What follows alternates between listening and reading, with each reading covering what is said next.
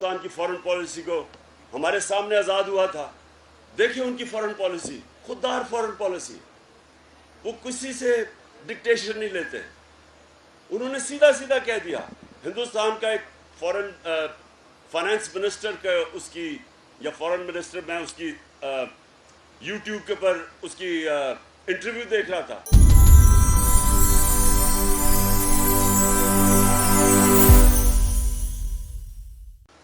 उसने खुल के उनको कहा कि हमारे मुल्क का ये इंटरेस्ट है, ये आपकी यूरोपियन जंग है, यूक्रेन से हमारा कोई ताल्लुक नहीं, हमने अपने लोगों को, अपनी गुर्बत को देखना है।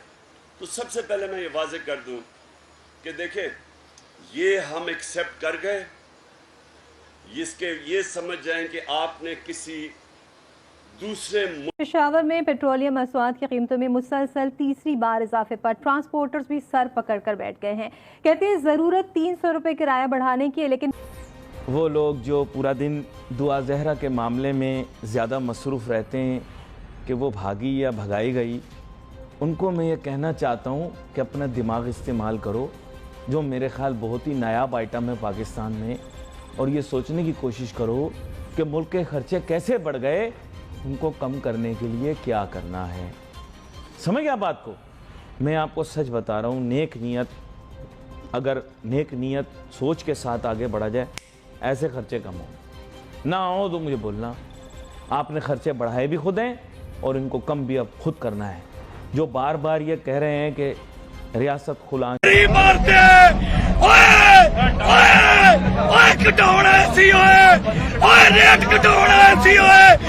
गरीब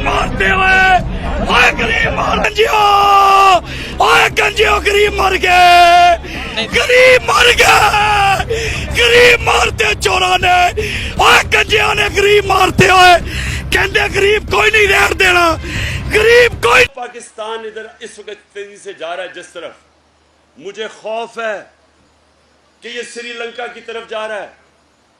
जिस तरह वहां माशी कोलैप्स हुआ है, मुझे खौफ है हम उस तरफ जा रहे हैं, क्योंकि उनके पास कोई प्लान ही नहीं है। मार्केट इनको ट्रस्ट ही नहीं कर रही, बाहर के लोगों ने इनको पैसे नहीं दिए। जब बाहर के लोगों को भी पता चला कि यह तो गवर्नमेंट इम्पोज की हुई है, इसके पास तो पब्लिक सपोर्ट ही नहीं है, उन्होंने भी इसको सपोर्ट नहीं किया।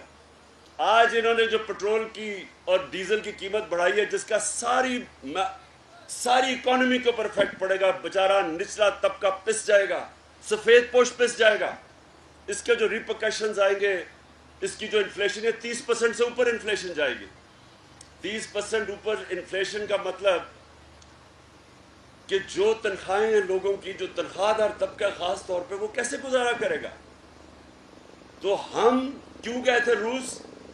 हमें रूस से हम ताल्लुकात ठीक कर रहे थे, हमने गैस लेनी थी, हमने वहां से रूस से गंदम 20 लाख टन गंदम लेनी थी, और फिर जब हम वहां गए तो पता चला कि वो हमें 30% कम के ऊपर हमें तेल देंगे।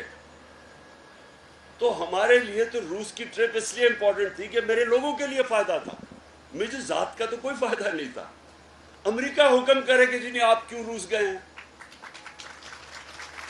और हिंदुस्तान को जो उनका स्ट्रेटेजिक एलाय है, उनकी इकोनॉमिक और मिलिट्री पार्टनरशिप है हिंदुस्तान से।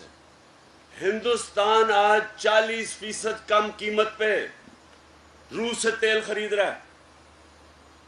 आज हमने जब ये पता नहीं कितनी, तकरीबन 88 या 90 रुपए हमने जब इसकी कीमत बढ़ाई है तेल और डीजल की, हिंदुस्तान ने 25 रुपए लीटर कम की है कीमत, क्योंकि रूस से तेल मिल रहा है उनको। हमें क्यों नहीं इजाजत? तो मेरा सबसे बड़ा मुश्किल, मैं कभी किसी बिलीव ही नहीं करता कि किसी मुल्क से हमारी दुश्मनी हो।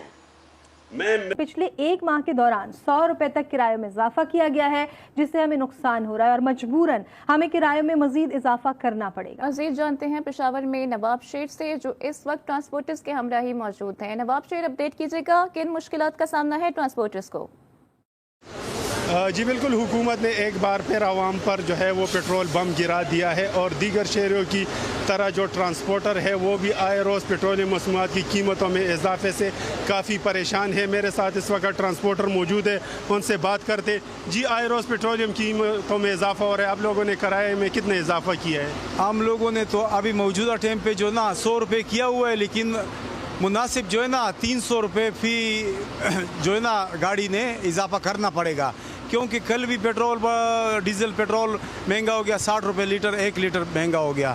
لیکن ہم لوگ اس لیے نہیں بڑھا رہا ہے کہ کیوں پہلے سے بھی پیسنجر نہیں تھا، لیکن روز بروز جو ہے نا ڈیزل بڑھتا جا رہا ہے۔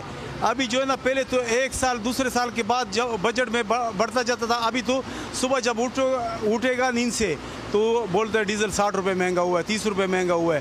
ابھی ایک مہینے میں کم سے کم 120 روپے لیٹر مہنگا ہوا ڈیزل۔ لیکن ہم لوگوں کو بھی مجبوری ہے، کیونکہ ٹرانسپورٹر لوگ جو ہے نا پہلے سے پریشان ہیں، ابھی اور بھی پریشان ہو گیا۔ جیسا کہ آپ لوگ دیکھ رہے ہیں کہ ٹرانسپورٹر کا یہی کہنا ہے کہ آئے روز پیٹرولیم مصنوعات کی وجہ سے جو ہے وہ کرایہ جو ہے بڑھانا ان کی مجبوری بنتی جا رہی ہے، اور ابھی ان لوگوں نے جو ہے وہ 100 روپے کرایہ جو ہے وہ ان میں اضافہ کیا ہے، لیکن ٹرانسپورٹروں کا یہی کہنا ہے کہ یہ بہت ہی کم ہے، تقریباً 300 روپے تک جو ہے وہ کرایہ بڑھانا پڑے گا۔ اگر ایسا نہیں ہے تو ان کو اپنی گاڑیاں بند کرنی پڑے گی، کڑی کرنی پڑے گی۔ جی ملٹری سولوشن میں مانتا ہی نہیں ہوں، میں سمجھتا ہوں ہمارے سب سے اچھے تعلقات ہونے چاہیے۔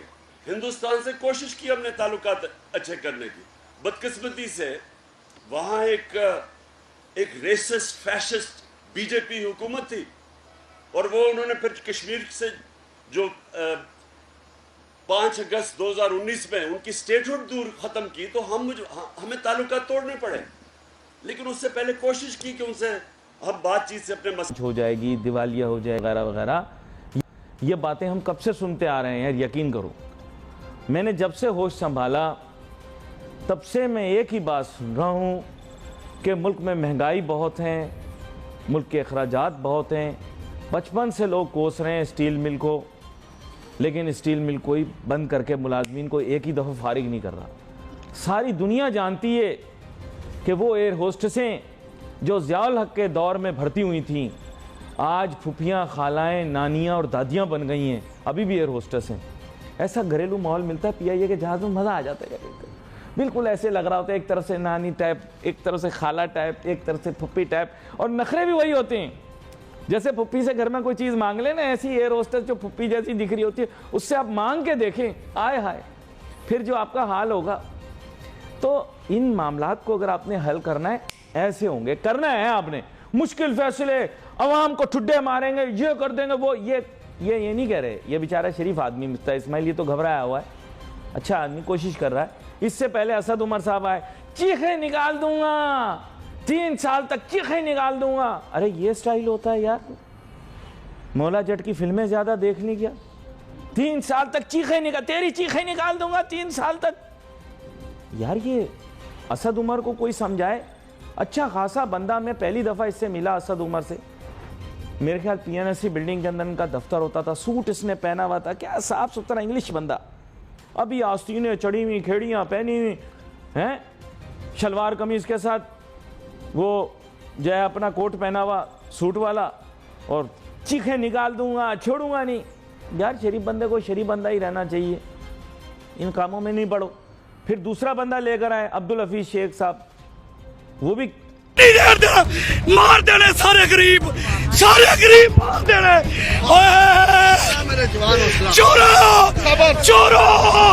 چورو گنجے چور ہوئے، پکڑا ہوا بجلی آندی نہیں، بجلی آندی نہیں، بل آندے آ، بجلی آندی نہیں۔ میں بھجن 1200 روپیہ دیہڑی کماؤں، منڈی چ مزدوری کردا، میں اپنے گھر دا گزارا کراں، میرا گھر کرائے تے آ، میں کی کراں دسو مینوں، تسی دسو نا کہ میں کی کراں۔ میرے 5 بچے، میں بچیاں نوں کھواواں، گھر دا کرایہ دواں، بجلی دے بل دواں، میں کی کراں؟ 1200 کی کراں دسو مینوں۔ سانو چور پੈ مار دے غریب۔ مینوں اے دسو، اے تساں ڈالڈے دا ڈبا پڑیا، لالٹین پڑی، روٹیاں لٹکائیاں نے، باجی اے دیکھو نا، بجلی آندی کوئی نہیں، لالٹین ساڈے ملک صاحب نے دتی، کہندے گھر جا کے لائٹ نہیں آندی، اے تے بالی ਕਿਉਂ ਦਿੱਤਾ ਇਹਨਾਂ ਨੇ ਮੈਨੂੰ ਕਿ ਜਾ ਕੇ ਗੰਜਿਆਂ ਨੇ ਤੇ ਕੋਈ ਸ਼ੈ ਨਹੀਂ ਦਿੱਤੀ। ਉਹਨਾਂ ਨੇ ਜੋ ਰਹਿੰਦਾ ਸੀ ਲਿਆ, ਜੋ ਕੁਝ ਰਹਿੰਦਾ ਸੀ ਲੈ ਲਿਆ। ਉਹ ਬੇੜਾ ਗਰਕ ਕਰਨ ਆਏ ਪਾਕਿਸਤਾਨ ਦਾ, ਪਾਕਿਸਤਾਨ ਨੂੰ ਲੁੱਟਣ ਆਏ ਚੋਰ। ਮੈਂ ਕੀ ਕਰਾਂ? ਓਏ ਇਹੋ ਹੀ ਹੁਣ ਸਾਡੇ ਨਸੀਬਾਂ 'ਚ ਰਹਿ ਗਿਆ ਚੋਰ, ਇਹੋ ਹੀ ਚੋਰ ਸਾਡੇ ਨਸੀਬਾਂ 'ਚ ਰਹਿ ਮੈਨੂੰ ਗਿਆ। ਇਹ ਦੱਸੋ, ਇਹ ਤੇ ਕਹਿ ਰਹੇ ਸਨ ਅਸੀਂ ਸਭ ਕੁਝ ਠੀਕ ਕਰਨ ਆਏ ਆ। ਭਾਜੀ ਠੀਕ ਕਰਨ ਨਹੀਂ ਆਏ,